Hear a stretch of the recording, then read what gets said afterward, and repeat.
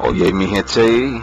You know who this is. What's up, everybody? I just want to say happy anniversary to everybody out there. What I'm saying is today is my 30th anniversary here on the tube, and I'm very grateful for all of my friends and all you guys out there that have rolled out with me for this time. Much love to everyone. Thanks for all the inspiration, the laughter, the tears, all the goodness. I want to talk to you about something I think that's really important and is just really awfully tragic. How is it that you are turning to the mental health system as a person in need, as a person that is seeking services, and you're getting discriminated by people that work within the system? Can somebody explain that to me?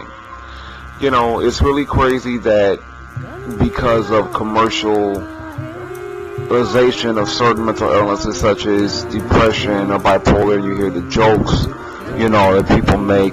Oh, I'm bipolar today, I didn't take my pill or whatever, you know what I'm saying? And I mentioned this before, but that a lot of times because of the way things are played in the media, they become like more tolerable sometimes or more socially acceptable. But I want to let you know that it's not cool. You have such a wide variety of mental illnesses out there that, we got to start speaking more on them.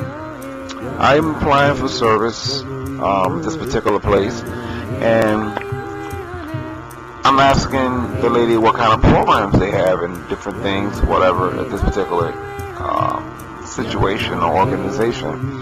And she goes, oh, well, we provide this, that, and the other. She goes, well, what's your diagnosis? And she says it, she's kind of like hesitant and everything like this. I'm like, okay, this feels really suspect. So I went with depression just to test the water. She goes, oh, well, you know what? That's not really significantly disabled in a lot of, for a lot of standards, for a lot of programs, you know what I'm saying? And she goes, there are different types of depression, you know what I'm saying? Do you have depression with psychosis? She's really fishing and she's really reaching, right, And I'm like, you know what? I don't trust this lady more than I can pick up and throw her. So I go, no, it's just really bad, severe depression. I listed my suicide attempts and hospitalizations and all of that. And she goes, okay. And then the cat gets out the bag, really, really awfully. She goes, well, yeah, we had this one guy at our program, and he has schizophrenia, and he would go outside and take all his clothes off in direct traffic and stuff like that. And the police said if, he did this again, then they would cite us, and I would get in trouble, and we were going to, make some problems with the program or whatever. So, I mean, you're going to hold everybody hostage for one person that either wasn't on meds or maybe on the wrong med or maybe was more ill or more, possibly sick than maybe most of the people that came to your program. Mi gente, you got this kind of stuff out there, and it's like you don't want to have to be crafty or whatever to get services, but sometimes, you got to do what you got to do, and it's just really awful, that they would even sit there and take you through that mess. But this, honest to God, actually happened. And I was completely horrified. And I spoke to someone that said, well, it's a good thing that you had enough, insight to not go ahead and just give her the full Monty. You wouldn't have got any type of assistance, And these are kind of the, some of the things we got to look for. We got people out there that, and I've heard people say this before, of course, you can have a therapist and doctor, whatever, but, some cases they do, but in many cases, they actually don't have your illness. They don't have schizophrenia. They don't have, may not have bipolar or depression. So they're going off what they've observed from others. They've gone off of what the professors and, things they've learned in grad school or whatever. But unless you've been through that and experienced it, you really don't know, from a first-hand viewpoint or standpoint, what that's really like, And so they're going to give you sometimes their best assessment or their best kind of support, or sometimes you're going to get the worst, And we got to look out for these things, and it's such a disparaging, and that's not the right word, for such a gap, I'll say that, on people that have good insurance, I see people that have excellent mental health insurance, and the services can be really great depending on where you are and what's available. But for many people, in your inner cities, or people also that maybe not only just don't have service or insurance, but don't have insight to get out here, because it's a big thing, the mental health, even just the healthcare system is a huge thing, and it's daunting to try to navigate sometimes. So if you don't have, support to help you to, see your way through it and to find things and to call again and get things done, you know what I'm saying? You may never get everything that you need, all of the counseling, the tests, psychiatric support, just from everything. And goodness knows I've been through it these last few months. I've really been through just some really extraneous things. And really for a while I lost my voice, I lost my voice in terms of having the desire to come on here and say anything. One of the last videos I did, this guy called me an attention whore, but I want to say right now it's important that we continue to speak. And I want to thank, first I want to thank you, Lester, for checking on me, Anxiety Chick. I want to thank you, Be Strong 4, for you continuing to speak out.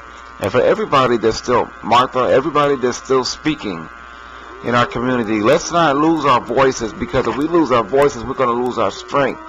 If we're on here and we're searching for videos and we got to go through old videos to find something that was said months ago, I mean, it can be encouraging, but let's, just try to keep going. And I know we hit dry spots, where you just don't feel it. And like I said, I went through a lot of things with my family, and it just really took the wind out of me, you know what I'm saying? So, and it's bad when even your family knows, you have a mental disability and they still try to give you hell. You know what I'm saying? I had that going on, and family members making fun, and it was just all kinds of awful. It was just, I posted some of that stuff in earlier videos, so I don't want to revisit a lot of that here. And I was talking to another relative, and it was like,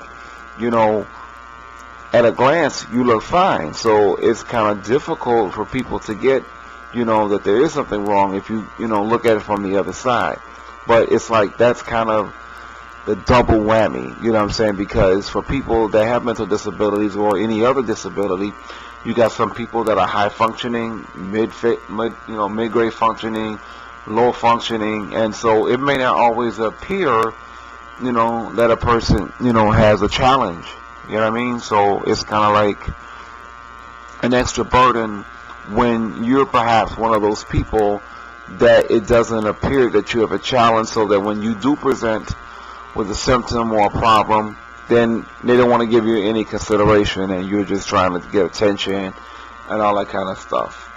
And then another bad thing about it is when you have these therapists and doctors, and I'm not bashing therapists and doctors, there's some really good ones out there, but on the real, I know a good number of us can identify with getting a bad doctor. Either they're bad because they don't intend to be, their schedule is overloaded, their case load is overloaded, so they only get a few minutes, to hear a couple things. You don't get your full diagnosis, and they throw you a script and you're out the door. Or, you know what I'm saying, they just, you got those, some that are there just to get a check, and it's just awful, when you're requesting service that can be beneficial to you, you know what I mean, and then the doctor's indifferent, your psych doc's indifferent. Sometimes you got to take initiative and go find another doctor, because it's things I've been asking my psych doc for a while, testing, extensive testing on my brain, and everything like that, and they didn't feel it's important.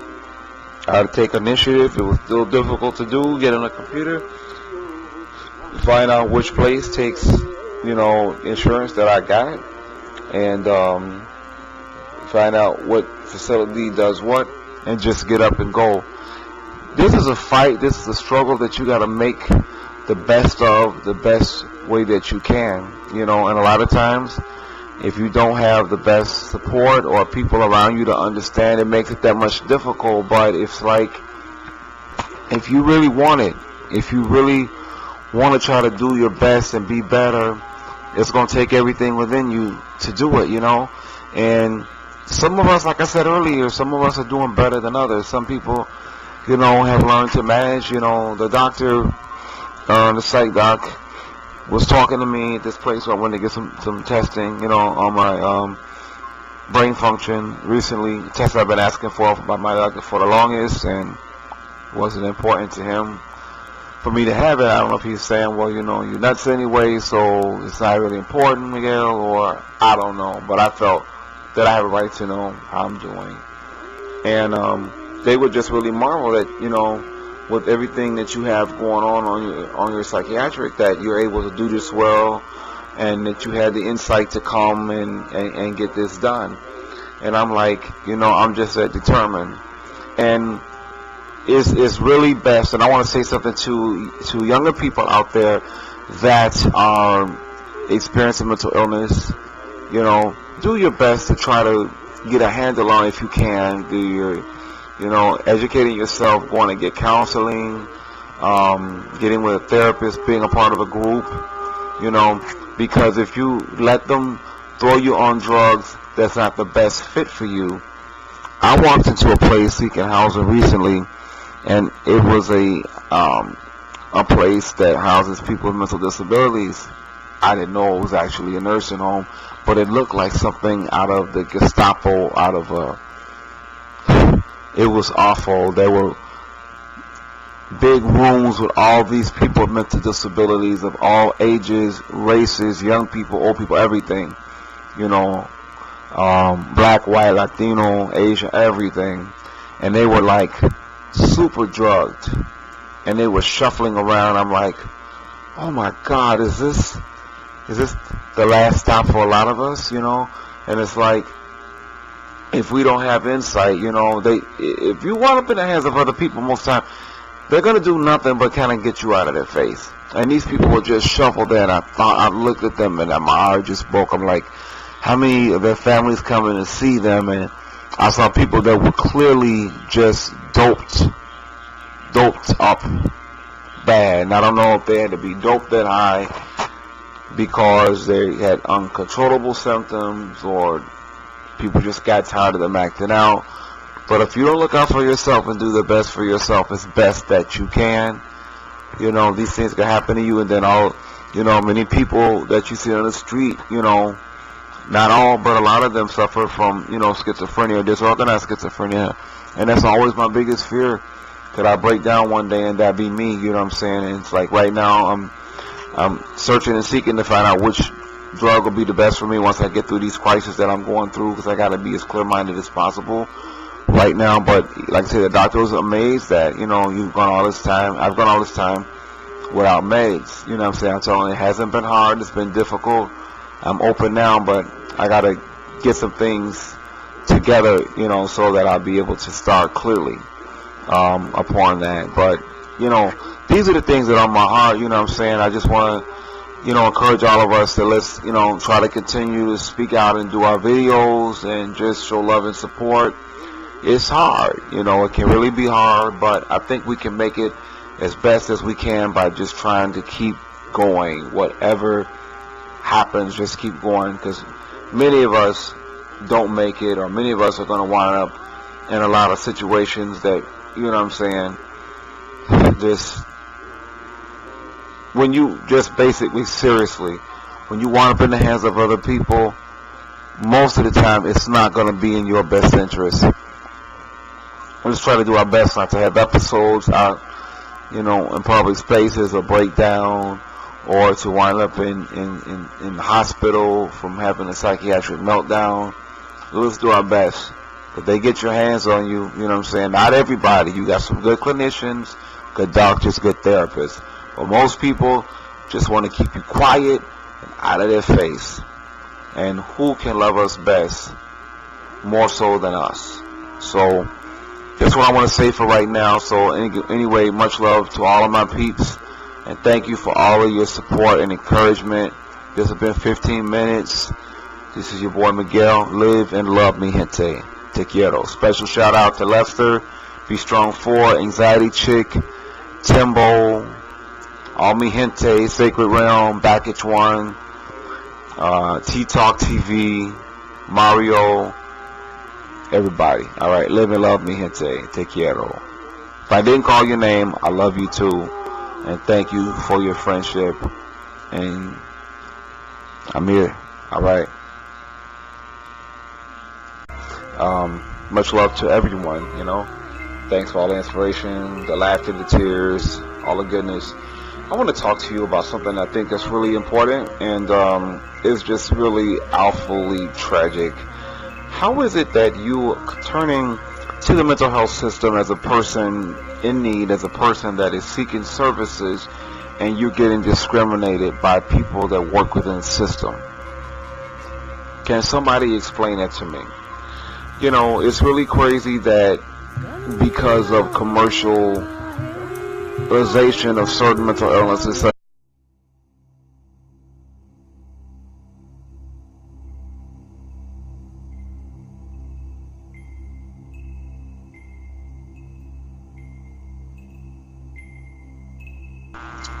oh yeah, mi gente, you know who this is. What's up, everybody? As one such as depression or bipolar, you hear the jokes, that people make. Oh, I'm bipolar today, I didn't take my pill or whatever, you know what I'm saying? And I mentioned this before, but that a lot of times, because of the way things are played in the media, they become like more a happy anniversary to everybody out there. What I'm saying is today is my 30th anniversary here on the tube, and I'm very grateful for all of my friends and all you guys out there that have rode out with me for this time.